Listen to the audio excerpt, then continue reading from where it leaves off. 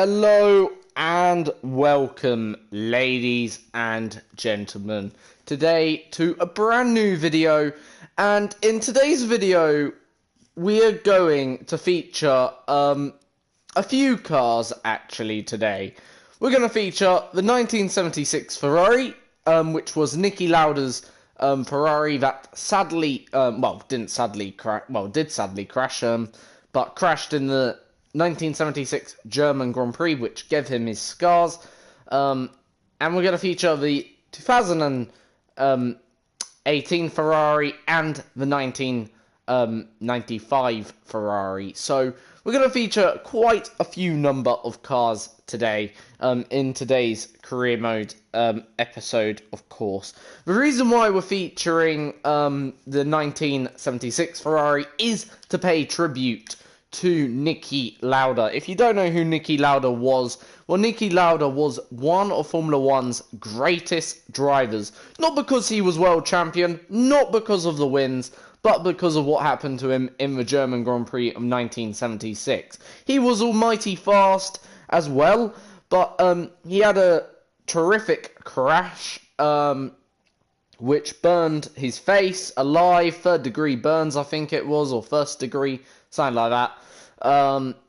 He had severe damage done to his lungs, and yeah, he was actually read his last rites by a priest in a hospital, but somehow 50 days later after his crash, I think it was, he came back to Formula 1 and drove and finished P4 in the Italian Grand Prix and actually almost won the 1976 World Championship. It went down to the wire, that championship did, between the 1976 McLaren, which actually did win the championship. But yeah, you know, obviously Niki Lauda was one of those drivers that was just fantastic. He was jaw-dropping to watch on track. And he was a very good guy overall. Go check out my tribute video to see the full tribute video that I paid to Niki himself, who sadly passed away, age 70. Not a bad age, in all fairness. I think he should have stayed around for longer. But yeah, sadly, he's no longer with us and won't be with us for this week's Monaco GP.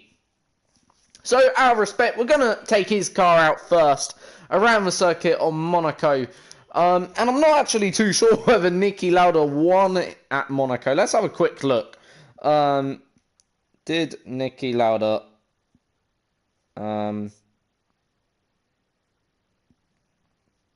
win Monaco? Let's have a look. Yeah, Lauda did claim 2 of his 25. He won 1975 and 1976 for Monaco. GP. So yeah, well done to Niki. So yeah, so we'll take Niki's car out for a spin around the Monaco circuit, and then we'll get into today's classic car versus modern car episode. So might as well just do 1 or 2 laps, obviously, in it, our tribute to him. But first, let's just have a look at this car. This is actually one of my favourite Ferraris. And I think it was actually really unlucky to not win the championship that season. Really well built, you know, by Niki and Ferrari sort of thing. Obviously, Niki didn't build the car. Ooh, not doing it any justice right now. But yeah, just look how different these cars were to drive. You know, they did have brake ducts, but the point is, look at that front wing. What is that? It looks like a snowplow. You know, that's the best way you could describe it. These aerodynamics were certainly intriguing. But they did have side pods, these cars, actually, as you can see. So they were actually quite inventive. Obviously, they had that top roll cage bar now installed as well. But yeah, really, really intriguing these cars were, you know. And look how big them rear tyres were. Very, very fat rear tyres. But what I found interesting is the front tyres are more skinny.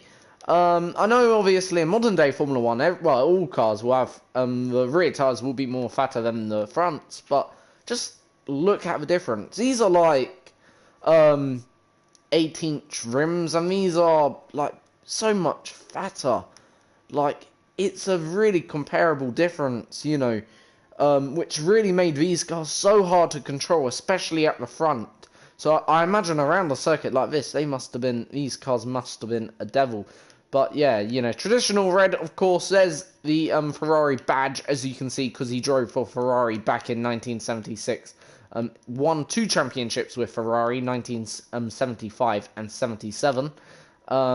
So yeah, did a very good job with the Scuderia. But yeah, and I love the exhausts on these cars. They look absolutely amazing, I have to say.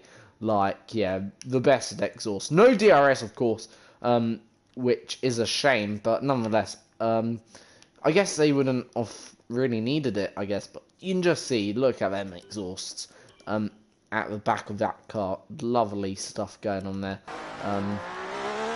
Still, let's see what it's like to drive around the streets of Monaco then.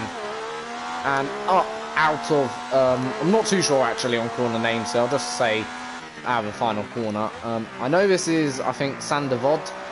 Then up the hill. Here, hitting the barrier. Not good. Then into Casino Square.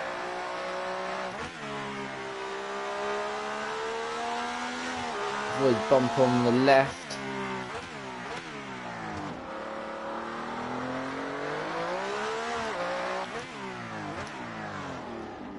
So down into Lowe's hairpin. Now into the harbour section almost. Through the famous legendary Monaco tunnel. And listen to that engine. Not doing any justice for the car. But yeah, the engine's beautiful, actually, I have to say. Really, really nice engine.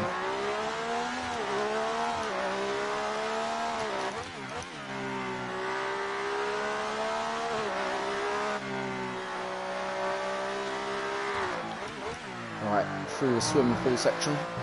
Obviously this has changed over the years. Now into final part. Yeah, obviously not best lap you'll ever see, but nonetheless we'll do one more lap now in this car to see what we can do. Just focus on this lap. I want to see what we can max out of it.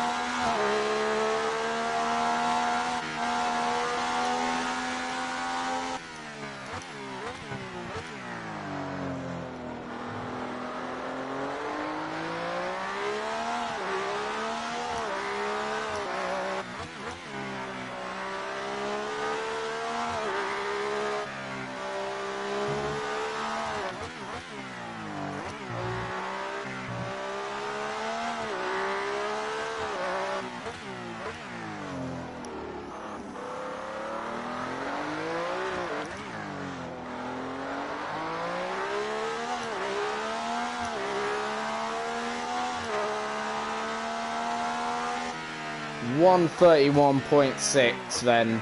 They're absolutely really pleasure to drive that. So that puts me 1,343rd on the leaderboard, which ain't bad, I guess. You know, let's have a look where that compares sort of to cars around us, sort of thing, just to get a bit of a clarity. So anyone's got like a team? Let's see. So actually that's a really decent lap time by the looks of it. Overall looks okay. Looks like that's certainly decent. not bad. Not great, don't get me wrong. But yeah, you know, certainly that's average lap time. What's the quickest lap time with that car? So 1:30s, so already 8 tenths above us we found. I think probably get this into 1:29 would be probably, I'm going to say, pushing it. Let's see if there's anything above 1:30. And you just never know.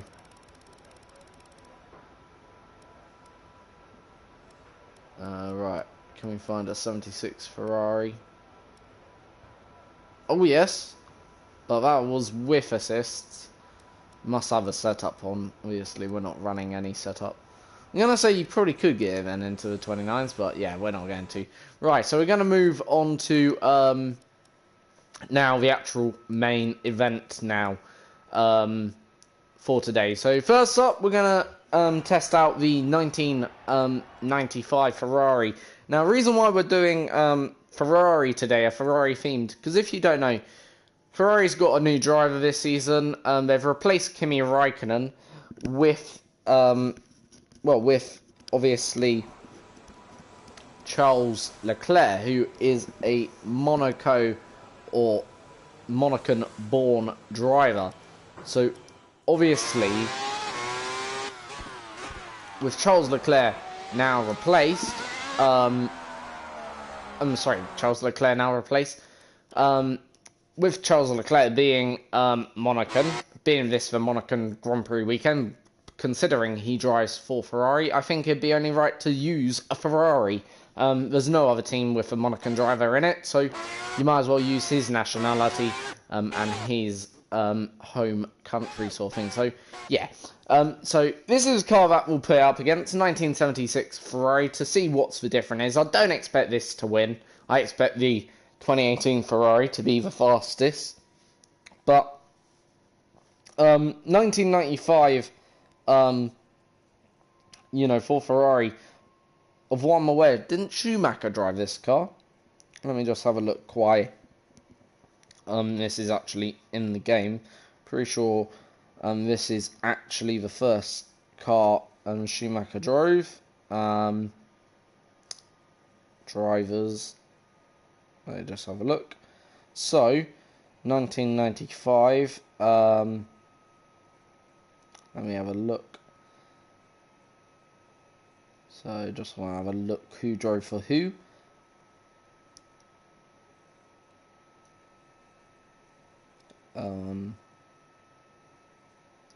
So who drove for who? Let's have a look. So Ferrari, here we go. Oh right, Gina Lacey and Gerhard Berger. So actually no, sorry, I'm wrong then. This was a Gerhard Berger car and Gina Lacey. Must have been Gina Lacey's last, because I don't know whether Gerhard Berger was actually, you know, it was one of them. It was the last car for one of them, it must have been, because Schumacher joined in 96, I'm confident of that. You know, so, right, anyway. So, 3 laps to get the job done. Let's see what we can do. By the way, I'm slightly deaf in my left ear, so I can't quite hear everything that's going on, so it's a little bit harder for me, actually, right now, playing the game, because I'm sort of having to use my right ear. Oh dear. Right now, this ain't going well, is it? In terms of this first attempt in this Ferrari. We've crashed. Haven't even got through final corner yet. Oh, jeez. This car's quite tricky to drive. Right, up into the first corner.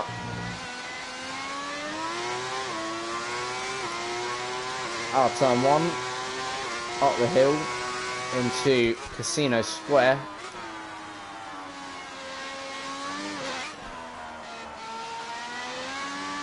Down the hill now. Towards the Lowe's hairpin.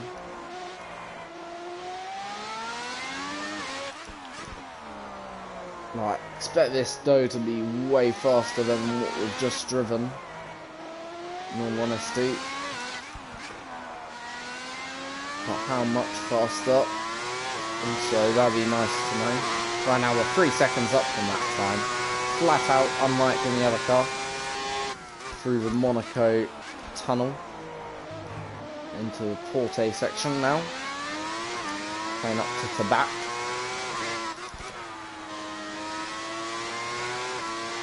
Into swing forward. Final 6 seconds up.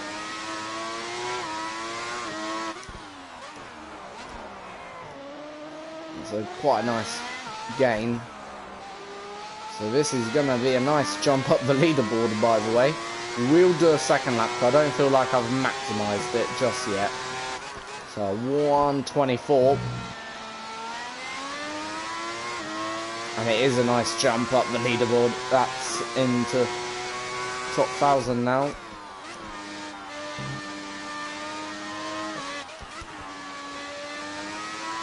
But I do think there is more potential from this car. And we've already found 1 second in the first sector.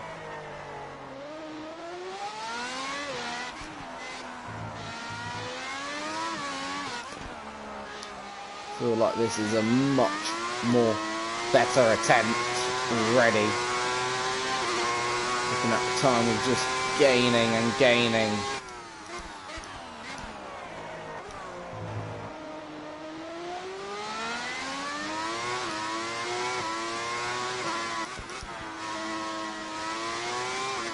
Oh dear, no! That was lap ruined. And we were like 1 second up as well. Just takes, around here, just takes one moment just like that and your lap is gone. Right, we'll attempt one more time here then. Let's see what we can do. So, we were going to improve. I'll say it by 2 seconds there.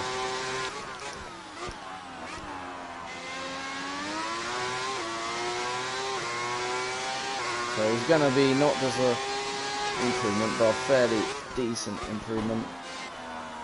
And again, brush of the barriers, just enough to, you know. So we're going to restart the lap because we weren't even halfway through the lap. Overall, about less than 20 seconds in. So we're going to restart it. So we need to find approximately a second and first sector. I'd say.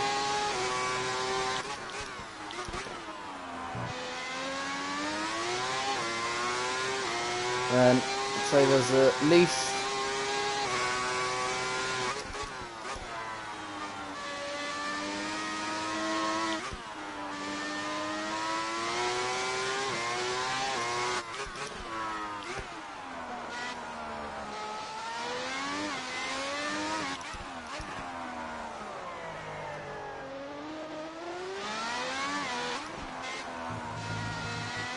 no! Again, right. Halfway around this time, so this will be our final attempt. If we don't get it this time, we'll settle for what we've got. But, yeah.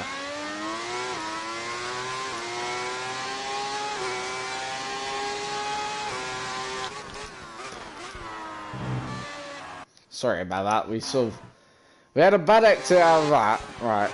I know I said that was the final attempt, but we didn't really start the lap there, sort of thing, or get much of a lap in.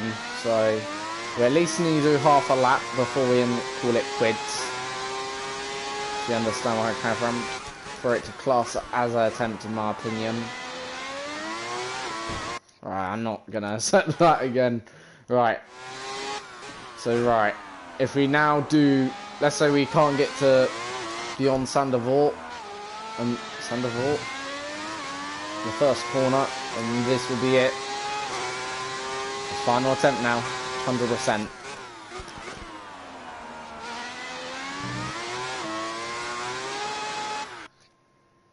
What's going on? I really wanted. I keep on saying that 100%. Right, this will be it. I guarantee that now. I want to go that second quicker. The thing is, I don't want to I want to maximise everything. Come on, Monaco, be nice to me.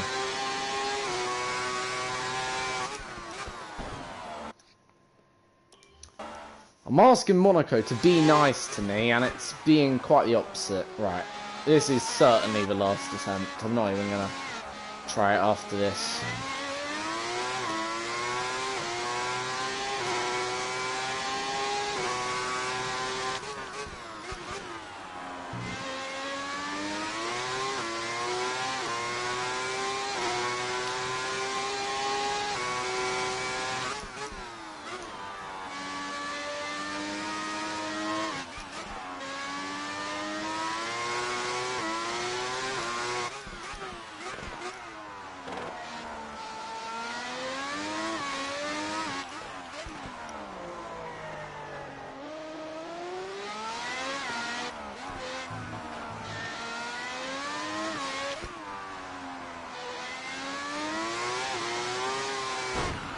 Right, that's it. No more attempts. I'm gonna just say... I'm gonna say we could have done a lap time 2 seconds quicker, okay? I think that's fair judgment, okay? Considering that, you know, it was just about doing it correctly, getting that lap in. So I'm gonna say we could have done a 1:22.2, okay?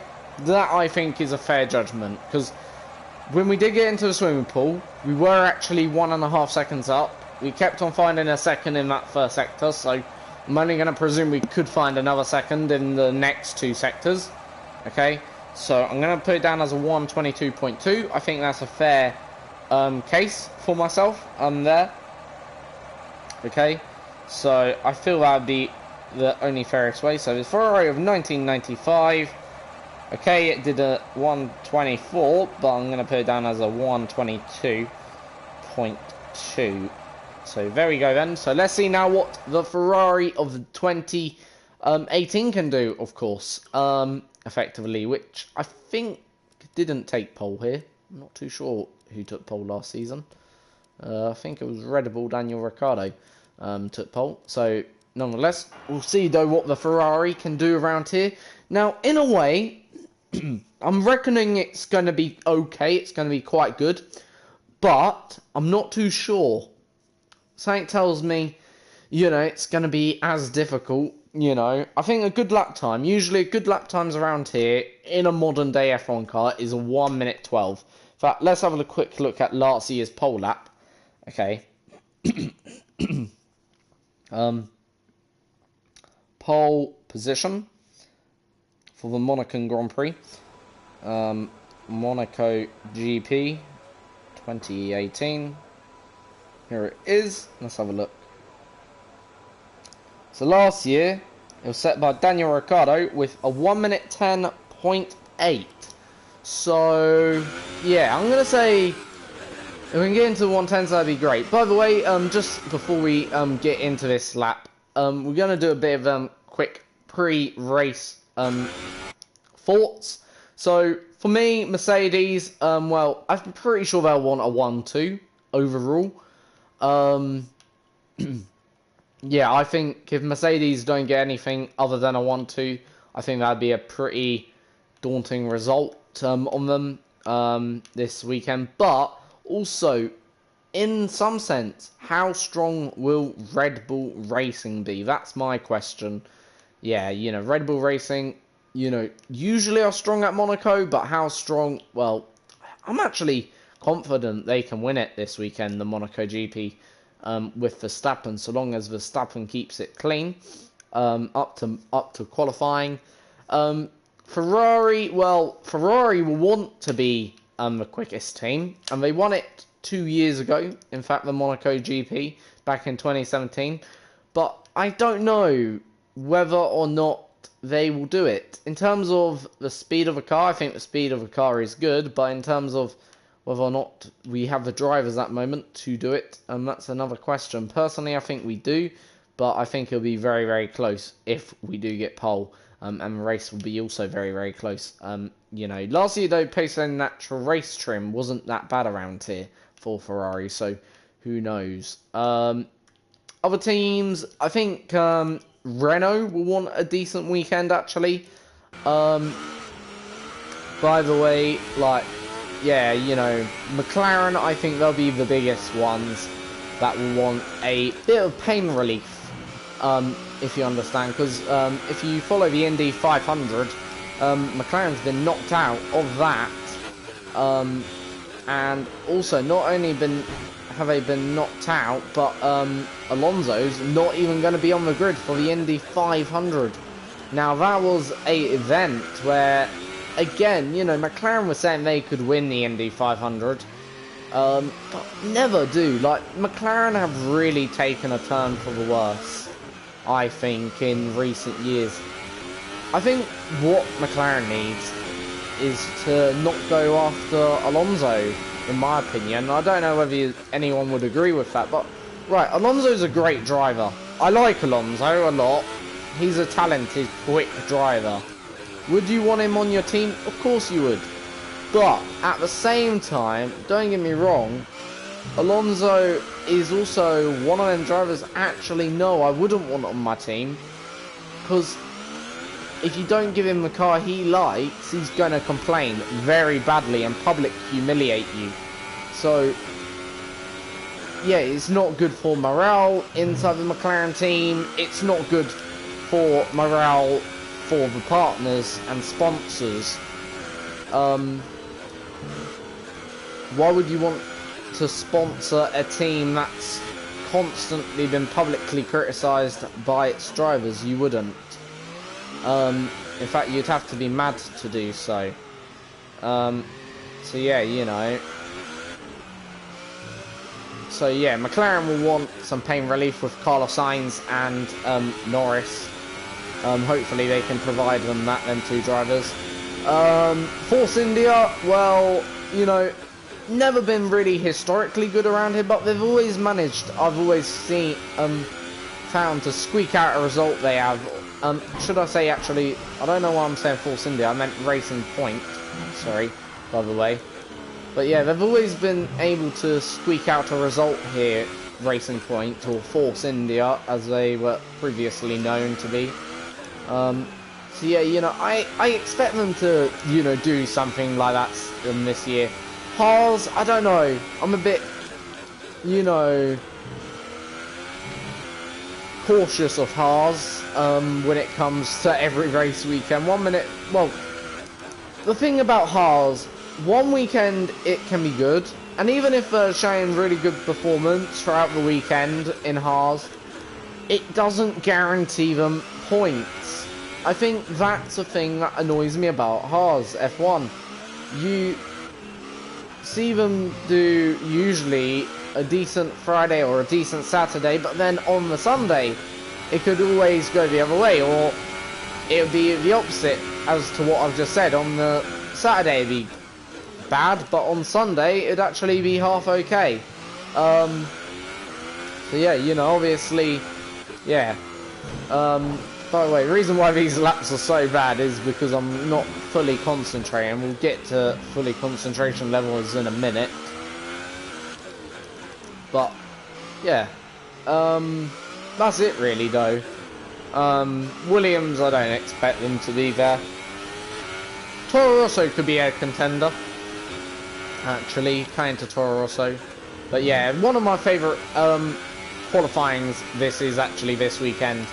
Probably best qualifying session actually we have in Formula 1, or to look forward to anyway. But yeah, nonetheless, still, let's focus on this lap now to get it together. So right now 6/10 up. So we're blitzing actually the sectors.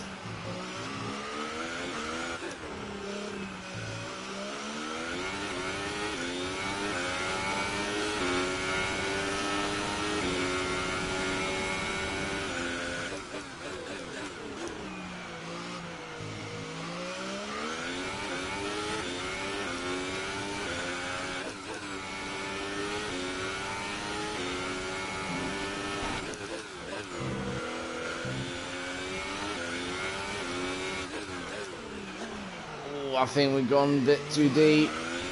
Not too sure. Alright, we'll do one more lap. I feel like there is time to improve.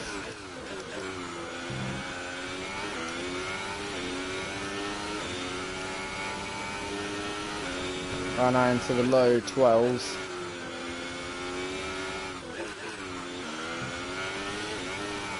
Ah! Alright, we'll go do restart the lap, effectively. Try it one more time, then that'll be it for today, ladies and gents. So, yeah, I hope you've enjoyed this video. If you have, please subscribe, like, and share. All these videos, by the way, in terms of modern car versus classic car, it's all meant to be a reflection video of the upcoming week in F1 and of what's happened in F1. So that's why I do this as content. And it's all meant to be fun. So, by the way, in terms of the difference between 1995 Ferrari and the 2018 Ferrari is 10 seconds around the streets of Monaco. I was expecting it to be a lot closer than that. So, actually, that is a quite nice, hefty, decent amount of time between the two cars, actually. So, yeah, that's even surprised me somewhat. Because, yeah, I wasn't expecting it to be that much of a advantage to the modern cars. And in fact, okay, if we take the actual lap time from the 2018, it's actually 12 seconds, which is, yeah, quite a bit. But I'm gonna say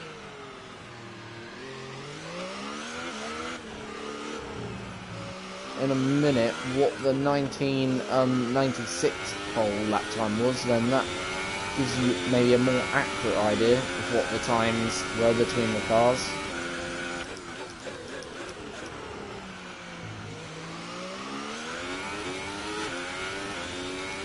About 10th up. Ah!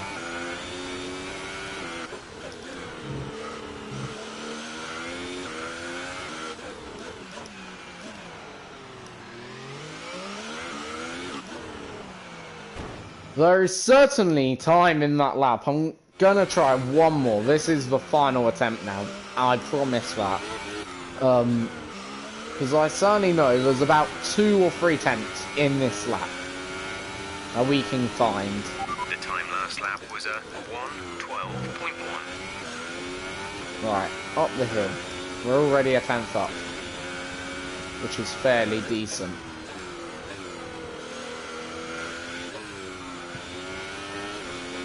About 2 tenths up now. Which ain't bad.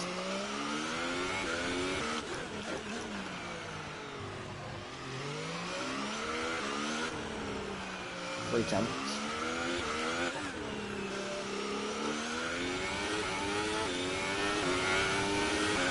Half a second actually already up, which is actually very, very decent. I said there was time here in this lap.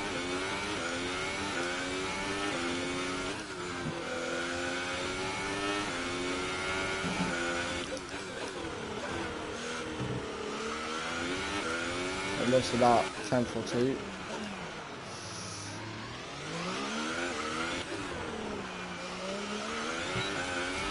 So I lost about actually a lot of time actually.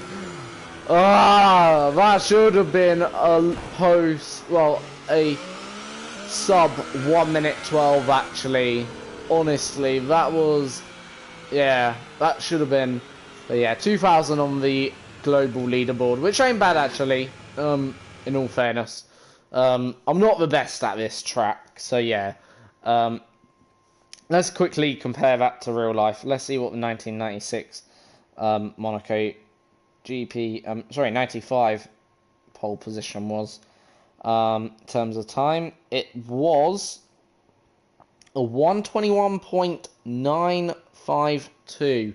So I did say actually, in all fairness, I did add on the 2 seconds, okay, and I did say there was 2 seconds in that lap, which I strongly believe there was.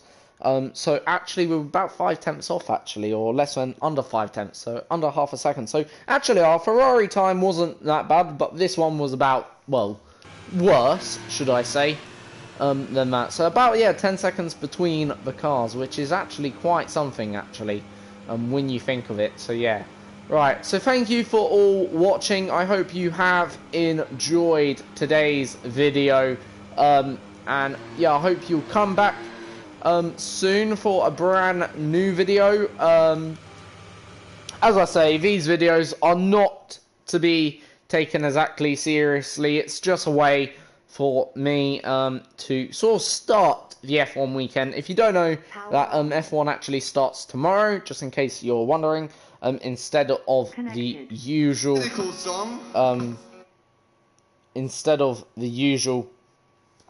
Friday practice, so it's actually on Thursday tomorrow, the practice times. But yeah, 10 seconds between the cars roughly, either way you cut it. In fact, 11.9, yeah, 11 seconds if you do Ricardo's lap time, but if you do my lap time, it's a little bit less than that. It's around 9 seconds, just under 10 seconds, so around 9.8 seconds roughly. So yeah, I think it's 9.9 to be correct.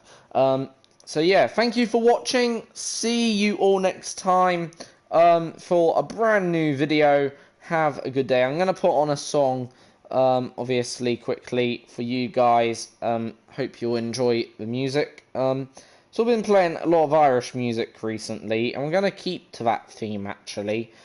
I'm going to put on this song here, so I hope you'll enjoy.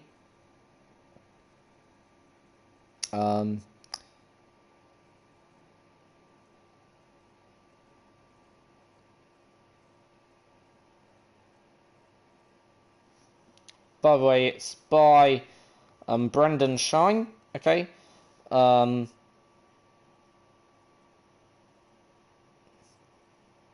it's I'll Tell Me Ma. So I hope you'll enjoy. Here we go. See you all next time for another video, ladies and gents.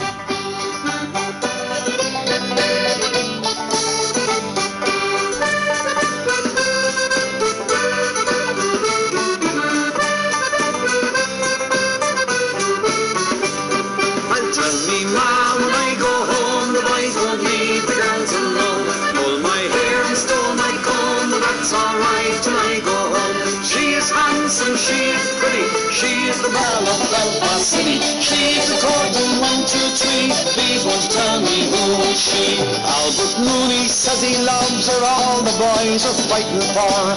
Knock on the door, the ring on the bell, said, oh my true love, are you well? Out she comes as white as snow, rings on her fingers, bells on her toes.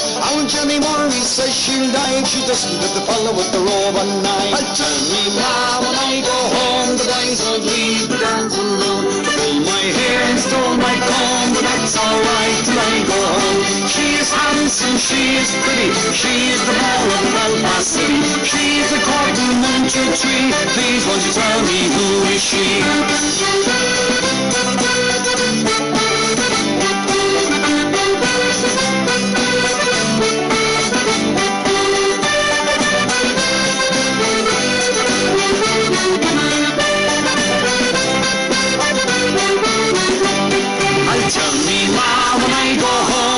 Won't leave the girls alone. They pull my hair and stole my comb, but that's alright till I go home. She is handsome, she is pretty, she is the belle of Belfast City. She is a courting 1, 2, 3. Please won't you tell me who is she?